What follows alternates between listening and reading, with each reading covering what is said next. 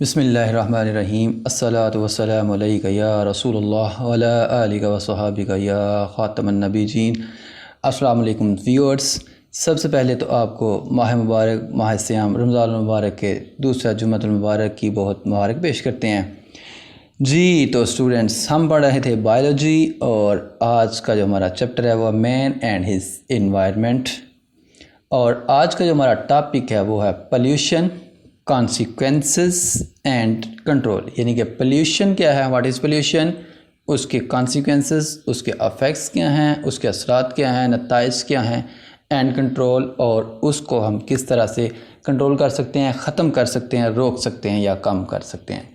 तो आइए चलते हैं अपने इस टॉपिक की तरफ जी। स्टूडेंट, जैसे कि हम सब जानते हैं कि अब हम जो है मॉडर्न एरा में यानी कि जदीद दौर में रह रहे हैं और टेक्नोलॉजी और इंडस्ट्री ने हमारी ज़िंदगी को बहुत आसान कर दिया है, लेकिन इसके साथ साथ वही टेक्नोलॉजी और वही इंडस्ट्री जो है वो हमारा जो इन्वायरमेंट है, हमारा जो माहौल है, उसमें आलूदगी का भी सबब बन रहे हैं।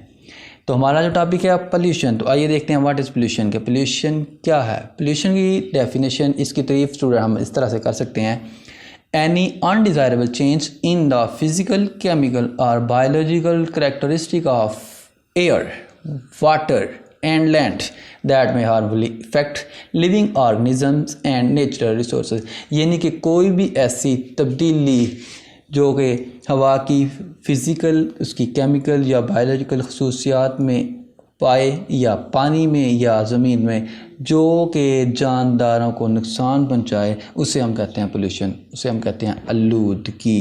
कोई भी पानी के अंदर, ज़मीन के अंदर या हवा के अंदर कोई भी ऐसी तब्दीली जो जानदारों को, जो इंसानों को, जो जानवरों को नुकसान पहुंचाए, उसे हम कहते हैं आलूदगी।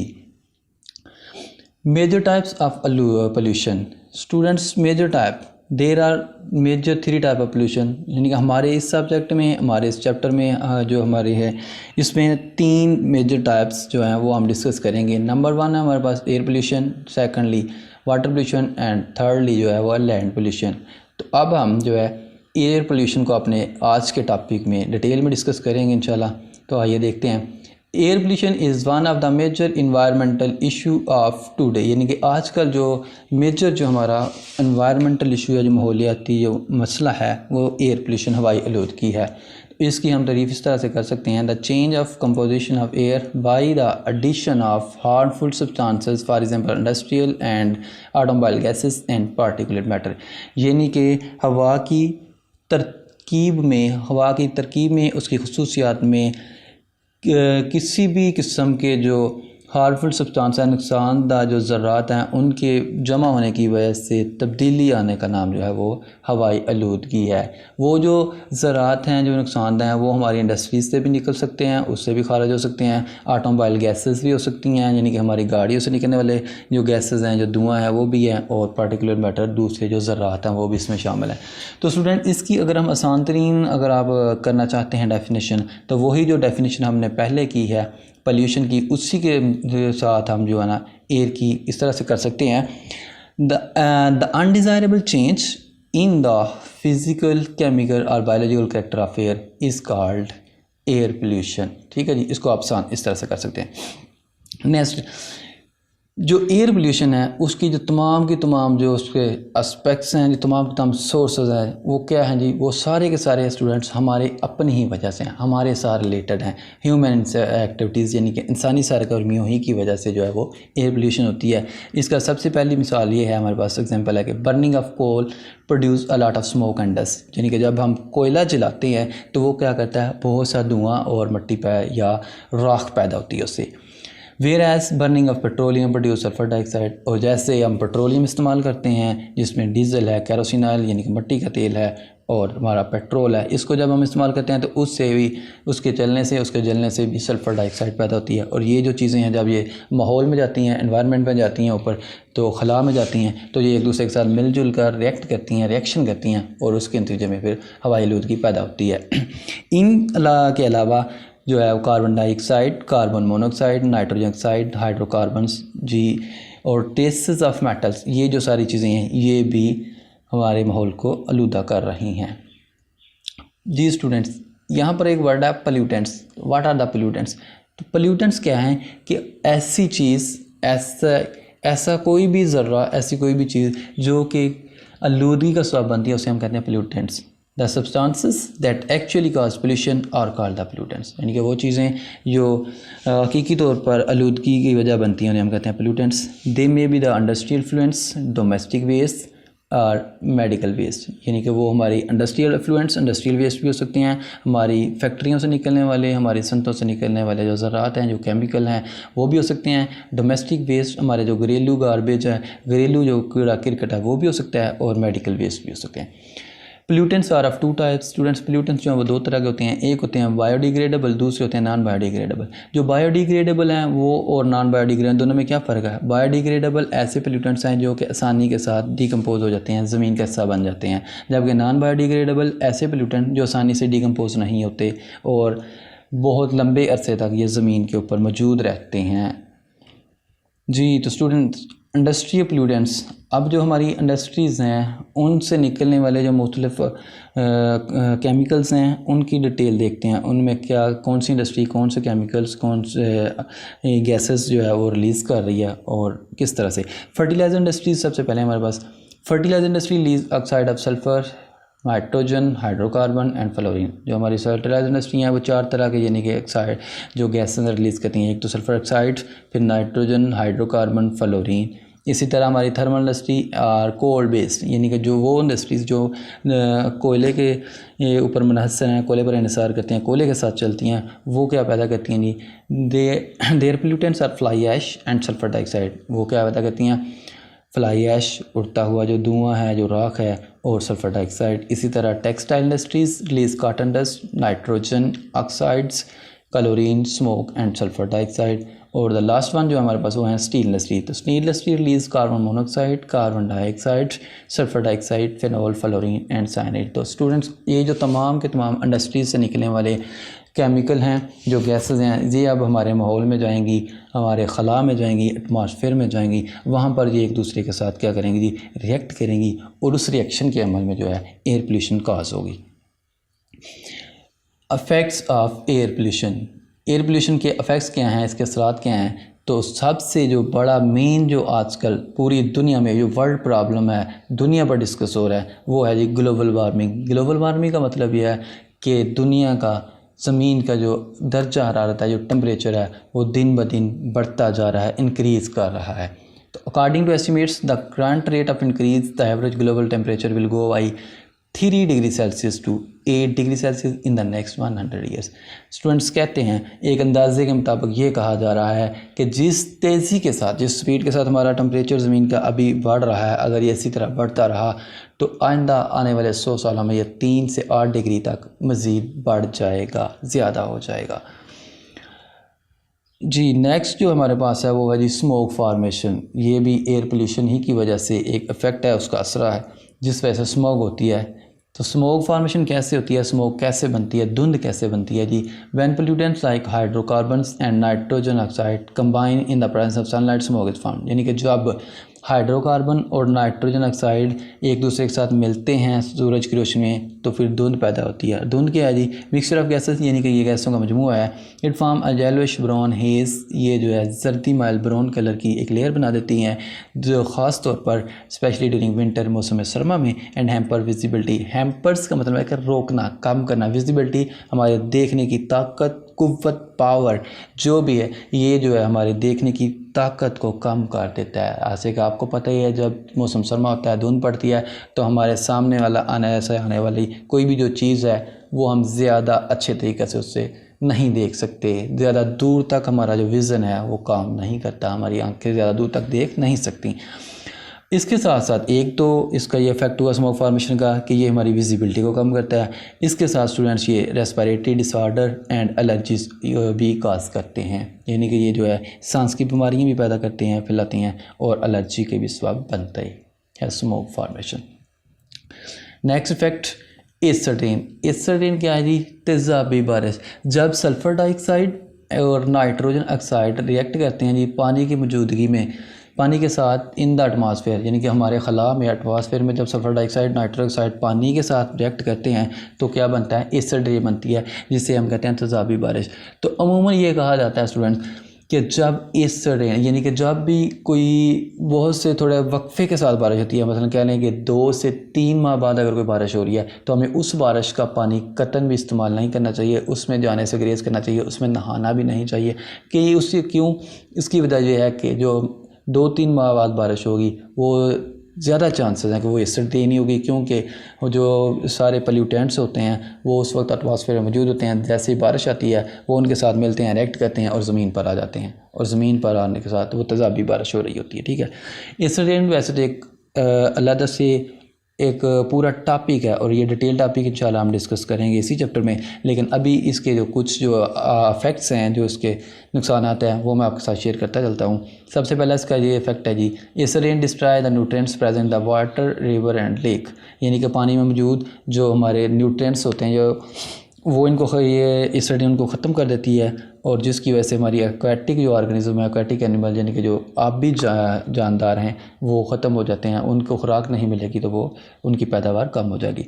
दूसरा इसका इफेक्ट है the acid rain wash nutrient out of soil, damage the bark and leave of tree and harm root hairs, यानी कि ये ज़मीन के ऊपर जो मौजूद न्यूट्रिएंट्स होते हैं उनको भी ख़त्म करती है, जो पौधों की बार्क शाल जो खाल होती है उसको नुकसान पहुँच जाती है, पत्तों के जो पौधों के जो पत्ते हैं उनको नुकसान पहुँच जाती है, और जो जड़ें हैं उनके ऊपर छोटे छोटे हेयर्स होते हैं, जड़ें छोटी जड़ें यानी होती हैं, ये उनको भी ख़त्म कर देती हैं।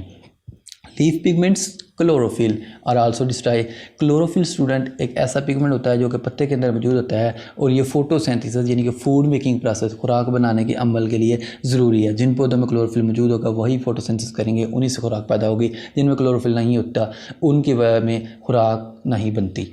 और लास्ट वन है metallic surfaces expose to acid rain are easily corroded, यानी कि जितनी भी जो मेटालिक चीज़ें हैं जैसे इनके ऊपर बारिश होती है, तेज़ाबी बारिश होती है, तो वो आसानी के साथ करोडेड यानी कि वो जंग आलूद हो जाती हैं। नेक्स्ट है हमारे पास ओजोन डिप्लीशन जी। ओजोन जो स्टूडेंट ये एक ऐसी लेयर है जो हमारे खला में है, एटमॉस्फेयर में है, और इसका काम क्या है कि सूरज से आने वाली जो अल्ट्रा वायलेट रेडिएशंस हैं ये उनको अपने अंदर अब्जॉर्ब करती है, यानी कि जज़ब कर लेती हैं।